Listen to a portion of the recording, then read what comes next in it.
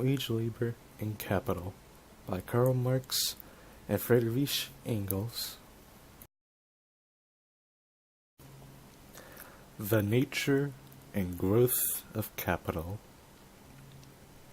Capital consists of raw materials, instruments of labor, and means of subsistence of all kinds, which are employed in producing new raw materials, new instruments, and new means of subsistence.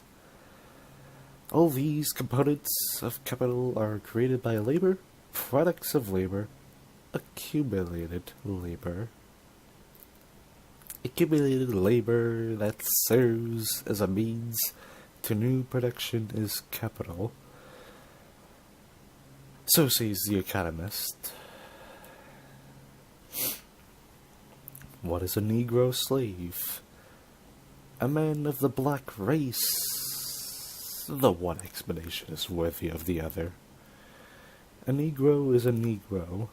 Only under certain conditions does he become a slave. A cotton spinning machine is a machine for spinning cotton. Only under certain conditions does it become capital.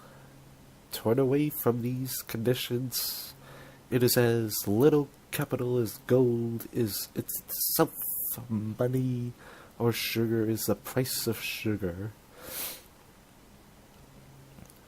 In the process of production, human beings work not only upon nature, but also upon one another. They produce only by working together in a specified manner and reciprocally exchanging their activities. In order to produce, they enter into definite connections and relations to one another, and only within these social connections and relations does their influence upon nature operate. It is does production take place. These social relations between the producers and the conditions under which they exchange their activities and share in the total act of production will naturally vary according to the character of the means of production. With the discovery of a new instrument of warfare, the firearm, the whole internal organization of the army was necessarily altered. The relations within which individuals compose an army can work as an army were transformed, and the relation of different armies to another was likewise changed. We thus see that the social relations within which individuals produce, the social relations of production, are altered, transformed, with the change and development of the material means of production, of the forces of production. The relations of production in their totality constitute what is called the social relations, society, and moreover, a society at a definite stage of historical development, a society with peculiar, distinctive characteristics. Ancient society, feudal society, bourgeois society are such totalities of relations and productions, each of which denotes a particular stage of development in the history of mankind. Relation of wage labor to capital. What is it that takes place in the exchange between the capitalist and the wage labor? The laborer receives means of subsistence in exchange for his labor power. The capitalist receives, in exchange for his means of subsistence, labor. The productive activity of the laborer the creative force by which the worker not only replaces what he consumes, but also gives to the accumulated labor a greater value than it previously possessed. The laborer gets from the capitalist a portion of the existing means of subsistence. For what purpose do these means of subsistence serve him? For immediate consumption. But as soon as I consume means of subsistence, they are irrevocably lost to me, unless I employ the time during which these means sustain my life in producing new means of subsistence, in creating by my labor new values in the place of the values lost in consumption. But it is just this noble reproductive power that the laborer surrenders to the capitalist in exchange for means of subsistence received. Consequently, he has lost it for himself.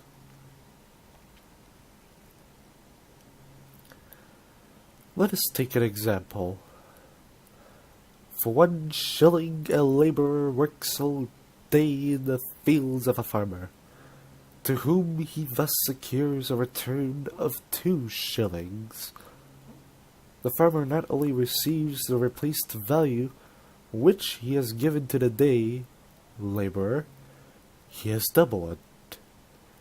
Therefore, he has consumed the 1 shilling that he gave to the day laborer in a fruitful, productive manner. For the 1 shilling he has brought the labor power of the day laborer, which creates products of the soil of twice the value, and out of 1 shilling makes 2. The day laborer, on the contrary, receives in the place of his productive force, whose results he has just surrendered to the farmer, 1 shilling, which he exchanges for means of subsistence, which he consumes more or less quickly. The 1 shilling has therefore been consumed in a double manner, reproductively for the capitalist, for his exchange for labor power, which brought forth 2 shillings, unproductively for the worker, for it has been exchanged for means of subsistence which are lost forever, and whose value he can only obtain again by repeating the same exchange with the farmer. Capital therefore presupposes wage labor. Wage labor presupposes capital. They condition each other. Each brings the other into existence. Does a worker in a cotton factory produce only cotton? No. He produces capital. He produces values which serve anew to command his work and create, by means of it, new values. Capital can multiply itself only by exchanging itself for labor power, by calling wage labor into life. The labor power of the wage laborer can exchange itself for capital only by increasing capital, by strengthening that very power whose slave it is. Increase of capital, therefore, is increase of the proletariat, in est, of the working class. And so the bourgeoisie and its economists maintain that the interest of the capitalist and of the laborer is the same. And in fact, so they are. The worker perishes if capital does not keep him busy. Capital perishes if it does not exploit labor power, which, in order to exploit, it must buy. The more quickly the capital destined for production, the productive capital, increases, the more prosperous industry is. The more the bourgeoisie enriches in itself, the better business gets. So many more workers does the capitalist need, so much the dearer does the workers himself. The fastest possible growth of productive capital is, therefore, the indispensable condition for a tolerable life to the laborer. But what is growth of productive capital? Growth of the power of accumulated labor over living labor. Growth of the rule of the bourgeoisie over the working class. When wage labor produces the alien wealth dominating it, the power hostile to it, capital, there flow back to its means of employment. It est, its means of subsistence, under the condition that it again become a part of capital, that is, become again the lever whereby capital is to be forced into accelerated, expansive movement. To say that the interests of capital and the interests of the workers, are identical, signifies only this: that capital and wage labor are two sides of one and the same relation. The one condition the other in the same way that the usurer and the borrower condition each other. As long as the wage laborer remains a wage laborer, his loss is dependent upon capital. That is what the boasted community of interests between worker and capitalist amount to. If capital grows, the mass of wage labor grows, the number of wage workers increases. In a word, the sway of capital extends over a greater mass of individuals. Let us suppose the most favorable case. If productive capital grows, the demand for labor grows.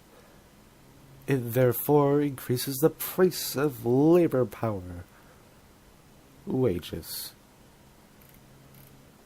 A house may be large or small, as long as the neighboring houses are likewise small.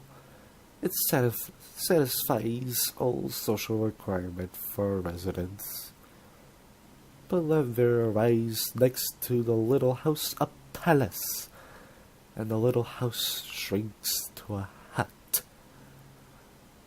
The little house now makes it clear that its inmate has no social position at all to maintain, or but a very insignificant one.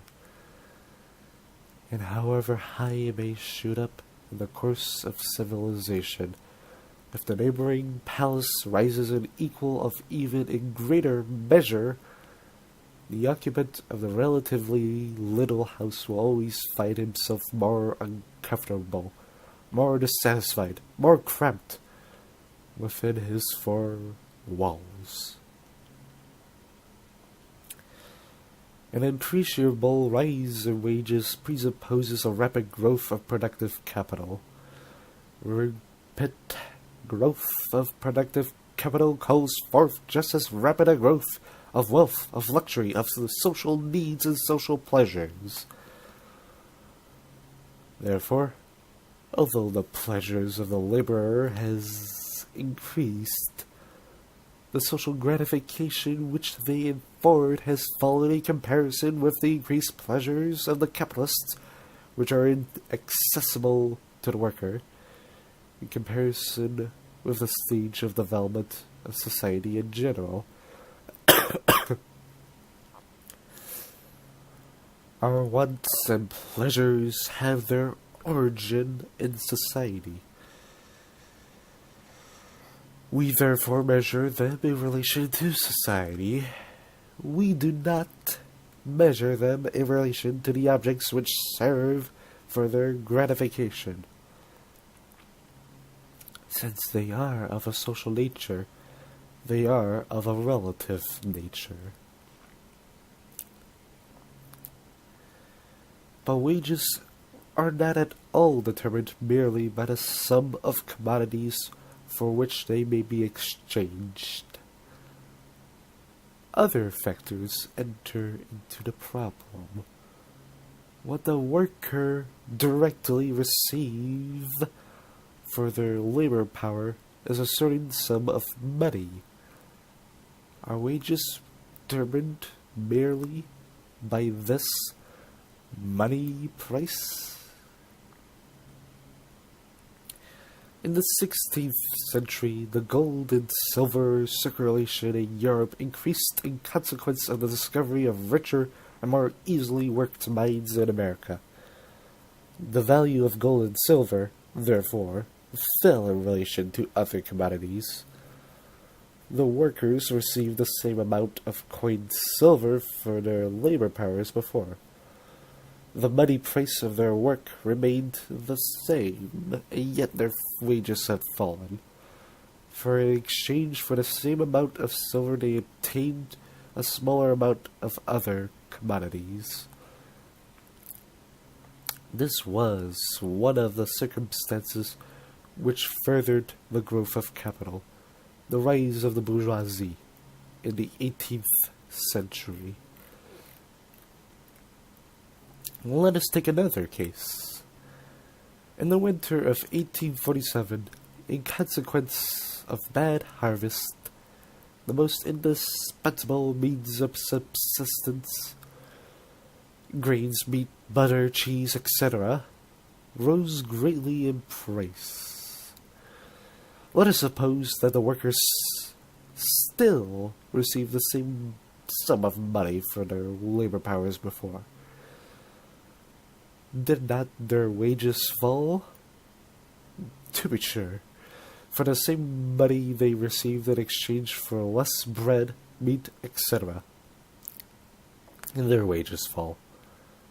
Not because the value of silver was less, but because the value of the means of subsistence had increased. Finally, let us suppose that the money price of labor power remained the same, while all agricultural and manufactured commodities had fallen in price because of the employment of new machines, of favorable seasons, etc. For the same money, the worker could now buy more commodities of all kinds. Their wages have therefore risen, just because the money value has not changed. The money price of labor power, the nominal wages, do not therefore coincide with the actual or real wages.